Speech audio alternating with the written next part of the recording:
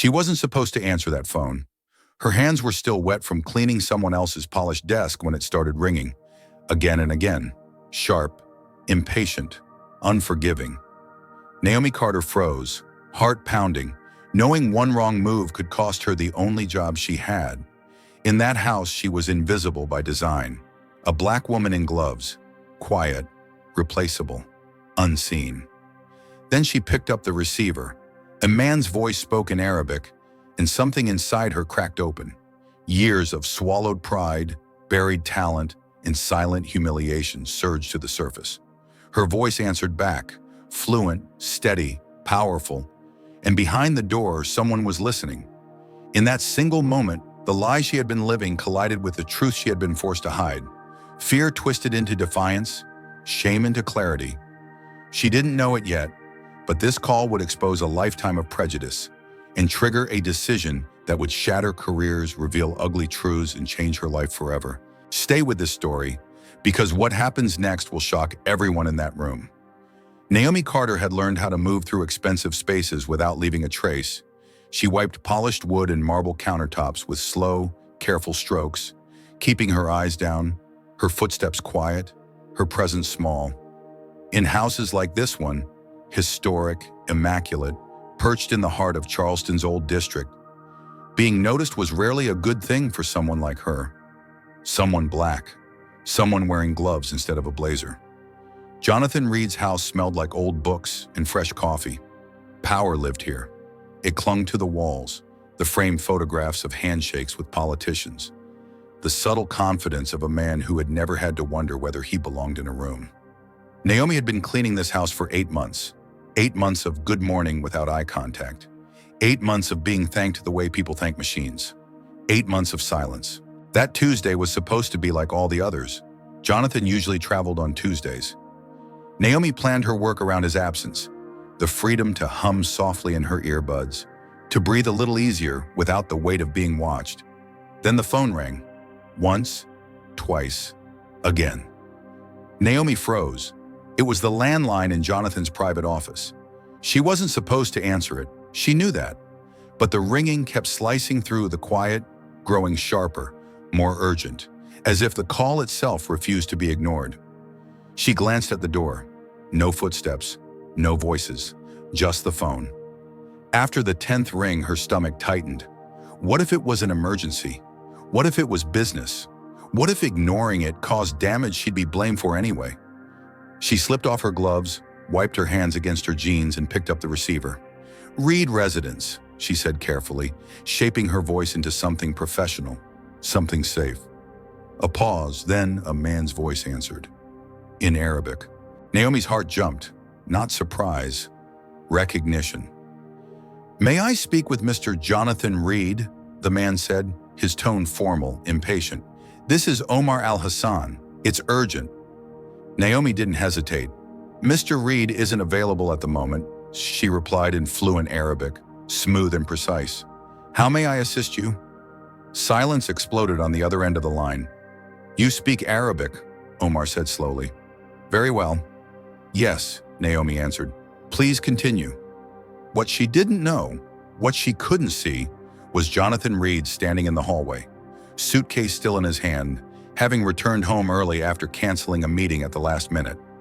He stopped walking the moment he heard her voice, not because she was speaking, but because she was speaking Arabic, fluent, confident, effortless. Jonathan stepped closer to the door of his office, his brow furrowing. He had studied Arabic in college. He knew the difference between memorized phrases and real command. What he heard now was mastery. Inside, Naomi continued the conversation unaware. Omar spoke of timelines, of investors, of cultural expectations, of a hotel development project valued at over $50 million. Naomi listened, really listened. She asked clarifying questions. She mirrored Omar's formal tone. She adjusted her phrasing with cultural precision.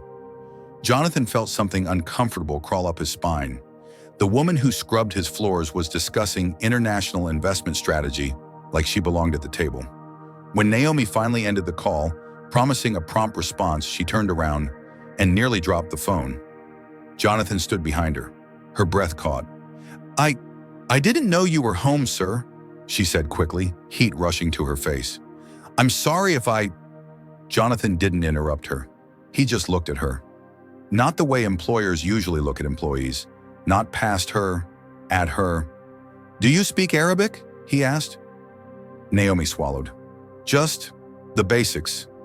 Jonathan raised an eyebrow. The basics? She nodded, eyes down. I only answered because the phone kept ringing. That wasn't basic, he said quietly. You discussed business terminology. You joked about the weather in Dubai. Her fingers trembled. I didn't mean any harm. I didn't say you did. He paused. Who was that? Omar Al-Hassan. He said he's calling about an urgent investment opportunity, a $50 million project. Jonathan's face tightened. That was the investor he'd been chasing for weeks. The room went silent. How long have you worked here? He asked. 8 months. And you never mentioned you spoke Arabic.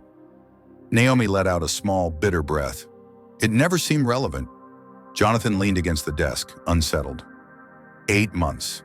8 months of overlooking someone extraordinary because he'd already decided who she was. What else do you speak? He asked. She hesitated, then softly. English, Arabic, French, Portuguese, Spanish, some Mandarin. Jonathan stared. And your degree? Linguistics, she said. Howard University. The words hung in the air. A black woman, a top-tier education, 6 languages, cleaning houses. Why? He asked, almost to himself. Naomi lifted her eyes, and for the first time, Jonathan saw something raw there.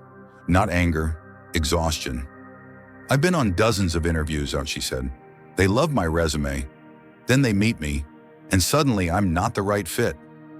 Jonathan didn't need clarification. He knew what fit meant. The silence between them thickened, not with tension, but with truth. Jonathan straightened. Omar wants to meet tomorrow, he said, and he specifically asked that you be there. Naomi's breath hitched. Me? As my consultant, Jonathan said. Not my cleaner. She shook her head instinctively. I don't have the clothes, or... I'll take care of that, he said firmly. Naomi, you didn't cross a line. You revealed one. Her eyes glistened, but she didn't cry. Not yet. For the first time in years, someone hadn't just heard her voice. They had listened. As Naomi left the office, her hands still shaking, one thought echoed in her mind. Opportunity had finally knocked. And for once, she hadn't been invisible when she answered. But neither of them knew that tomorrow's meeting wouldn't just change a business deal. It would expose every quiet bias they both carried and force them to confront who truly belonged at the table. Before we continue, what you just heard wasn't only the beginning of Naomi's story, it was the moment everything cracked open. Now ask yourself, have you ever underestimated someone because of how they looked? Yes or no? Stay with this story, because what happens next will make you question how many Naomis you've walked past without ever seeing them. Naomi barely slept that night. Her apartment in North Charleston felt smaller than usual, the walls closing in as her thoughts raced. The uniform she usually laid out for work stayed folded on the chair, untouched. Instead, she stared at the ceiling, replaying Jonathan Reed's words over and over. Not my cleaner, my consultant. She had heard promises before, soft encouragements, temporary kindness that disappeared the moment it became inconvenient. Still, something about the way Jonathan had looked at her, unsettled, almost ashamed, felt different. By morning, doubt had settled in her chest like a familiar weight. At exactly 9 o'clock, a black sedan pulled up outside her building. Neighbors paused, curtains shifted. Naomi felt every stare as she stepped outside, wearing the only professional outfit she owned, a navy blazer she'd bought years ago for interviews that went nowhere. The driver opened the door without hesitation. "Ms. Carter," he said respectfully, "Ms. Carter." The ride downtown was quiet. Charleston's historic streets passed by, grand houses built on old money, old power, old systems. Naomi had cleaned many of them. She knew what lived behind those doors. Jonathan was waiting outside a high-end boutique near the business district. When he saw her, he hesitated. Not because she looked out of place, but because she looked like someone he had failed to see for far too long. "You don't have to feel uncomfortable," he said gently as they entered the store. Naomi gave a tight smile. "I already do." Inside, the atmosphere shifted immediately. Sales associates glanced at Naomi, then at Jonathan, then back at Naomi. Polite smiles, calculating eyes, the kind of scrutiny Naomi knew too well. Jonathan noticed it this time. "They'll help us," he said firmly, his voice cutting through the room. They did. As Naomi tried on clothes, Jonathan watched her posture change, her shoulders straighten, her voice grow steadier. Confidence wasn't something she lacked. It was something she had learned to hide. When she stepped out in a tailored navy suit, the mirror reflected a version of herself she almost didn't recognize. Jonathan exhaled. "That's it." Naomi swallowed. "I don't feel like I belong in this." Jonathan met her eyes. "You belong in every room you walk into. The world just hasn't caught up yet." The words hit harder than she expected. The meeting took place in a glass conference room overlooking the harbor. Jonathan's executive team sat around the table. 5 men, all white, all seasoned. Their eyes flicked to Naomi, then away, then back again. Jonathan cleared his throat. "This is Naomi Carter. She'll be joining us today as a cultural and linguistic consultant." A brief pause. One of the executives leaned back. "Consultant?" Naomi felt the question more than she heard it. She didn't wait for Jonathan to answer. "Yes," she said calmly. "I specialize in cross-cultural negotiation and Middle Eastern business communication." Silence followed. Then Omar al-Hassan appeared on the screen. "Jonathan," Omar said warmly, "and Naomi. I'm glad you could both make it." Several heads snapped toward her. Naomi held her composure as the conversation unfolded. Omar outlined the project, the expectations, the risks. Jonathan spoke when necessary, but more often he deferred to Naomi. She translated nuance. She explained context. She softened statements that might offend, clarified ones that could be misunderstood. When tension rose over architectural elements tied to cultural values, Naomi intervened with grace. "This isn't about compromise," she said. "It's about alignment." Omar smiled. "Exactly." By the end of the meeting, the room felt different, not lighter, sharper. "I want Naomi involved moving forward," Omar said decisively. "Not as an assistant, as a lead consultant." Jonathan nodded. "That can be arranged." Shelewam. One of the executives frowned. "Jonathan, can we talk privately?" Jonathan glanced at Naomi, then back at his team. "She stays." The executive's jaw tightened, but he said nothing. After the call ended, the room erupted. "This is highly unconventional," one man said.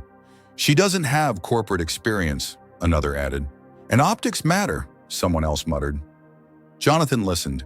Then he spoke. "Optics are exactly the problem," he said.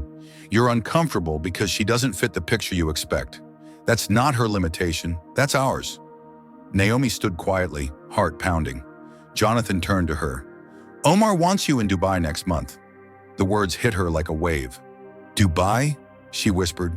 "Yes." Omar's voice chimed in from the speaker he'd forgotten to mute. "If you're willing. 6 months. Fully compensated." Naomi felt dizzy. After the meeting, Jonathan walked her to the elevator. "I didn't plan for things to move this fast," he said. Naomi laughed softly. "Neither did I." They stood there in silence. "Naomi," he said finally, "I owe you an apology." She looked at him. "For what?" "For every time I walked past you. For every time I assumed. For benefiting from a system that didn't question me while it questioned you." Naomi absorbed his words carefully. "Apologies don't fix systems," she said. "But they're a start." He nodded. That night, Naomi sat alone in her apartment, offer letter open on her laptop. 6 months.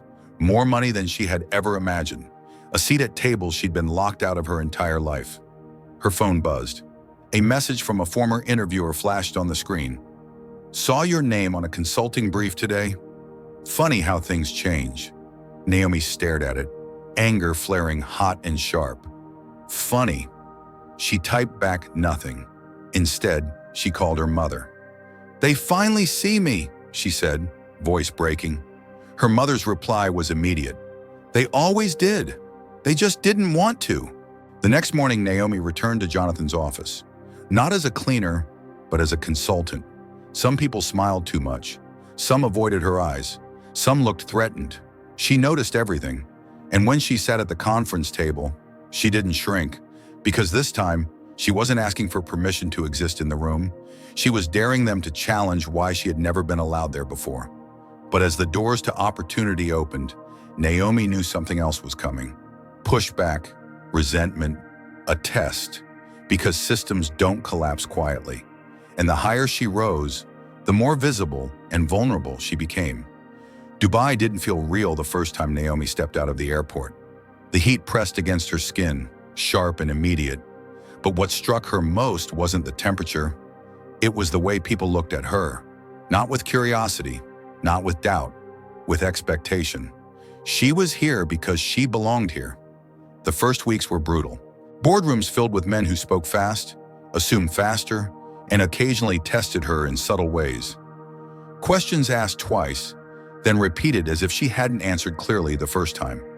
Side conversations in languages meant to exclude her, until she answered back calmly, fluently, without missing a beat. Each time the room shifted. Naomi learned quickly that excellence didn't silence bias. It exposed it. And once exposed, it had nowhere to hide. Back in Charleston, Jonathan felt the distance more than he expected. Their calls were frequent but honest. He never tried to soften the truth for her, and she never pretended the pressure wasn't real. What surprised him most was how much he was changing too. How meetings back home felt different now that Naomi wasn't physically in the room, reminding people of what they had overlooked. One afternoon, an executive said something careless. "She's impressive," he remarked, leaning back in his chair. "But you know how it is. She's an exception." Jonathan closed his laptop slowly. "No," he said. "She's the rule. We just built a system that refuses to see it." The man didn't respond. 3 months into the project, Omar Al-Hassan called Naomi into his office. "I want to make you an offer," Omar said. "A permanent role, global cultural director, based wherever you choose." Naomi felt the weight of it immediately. This was the moment she used to dream about. The offer that meant security, power, influence. The kind of role that changed generations. She didn't answer right away. "I need time," she said. That night, Naomi stood on her hotel balcony, city lights flickering like constellations below. She thought about the woman she used to be, the one who cleaned floors quietly, hoping not to be noticed. She thought about the people who had dismissed her, reshaped her confidence, taught her to shrink. She also thought about the young black girl she'd passed in the lobby that morning, wearing a staff badge and watching Naomi walk by with wide eyes. She called Jonathan. "They want me permanently," she said. Jonathan exhaled slowly. "How do you feel?" "Proud," she said, "terrified, angry, hopeful, all at once." He smiled through the phone. "Then it's real." Naomi returned to Charleston a week later. This time she didn't come back quietly. Jonathan had arranged a company-wide meeting. Mandatory, no exceptions. The room was full.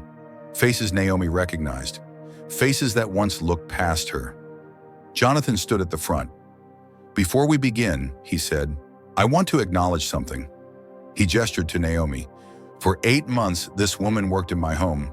She cleaned my floors, made my coffee, and I never once asked her about her life, her education, her ambitions." The room was silent. "That wasn't kindness," Jonathan continued. "That was blindness." Naomi stepped forward. "I'm not here to shame anyone," she said calmly. "I'm here to make sure this doesn't happen again." She spoke about systems, about coded language, about how often people of color were told they didn't fit without being told why, about how talent doesn't disappear just because it isn't welcomed.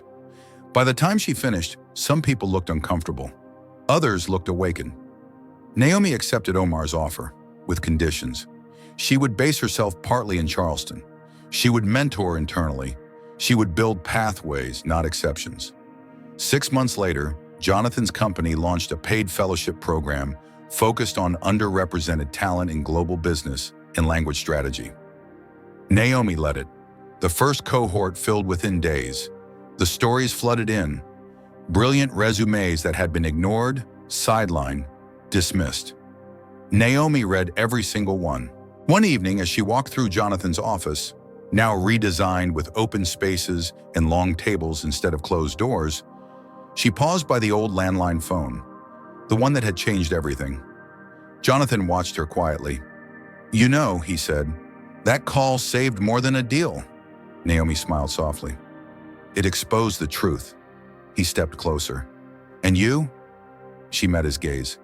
"It gave me my voice back." Their relationship didn't grow from rescue or gratitude. It grew from mutual accountability, from listening, from choosing to be better even when it was uncomfortable. Years later, Naomi stood on a stage at an international conference. "For a long time," she told the audience, "I believed I had to earn visibility.